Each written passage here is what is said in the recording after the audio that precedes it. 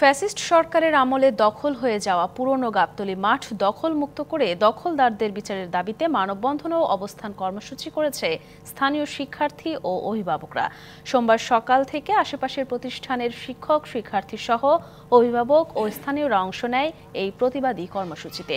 তাদের অভিযোগ, বিগত সরকারের আমলে রাজনৈতিক মদতে মাঠের বিভিন্ন অংশ অবৈধভাবে ইজারা দেওয়া হয়, গড়া হয় অবৈধ স্থাপনা। এ সময় খেলাধুলার জন্য এসব স্থাপনা উচ্ছেদের দাবি জানানো হয়। আয়োজনে উপস্থিত ছিলেন যুবদলের সাবেক সদস্য সচিব জগলুল পাশা পাপেল, যুগ্ম আহ্বায়ক সাফায়েত রাব্বি আরাফাত সহ অন্যান্য নেতাকর্মীরা। আমি প্রশাসনের কাছে, ছাত্র সমাজের কাছে, আমার এই এলাকার জনগণের কাছে প্রশ্ন রেখে গেলাম, আজকে পর্যন্ত 24-এর স্বাধীনতার পরেও এদেশে আওয়ামী ফ্যাসিস্টরা কিভাবে দখল করে রাখে আমার সন্তানের মাঠ, আমার এলাকার মানুষের হাঁটার জায়গা, আমাদের বিনোদনের জায়গা। সকলের সহযোগিতা চাই।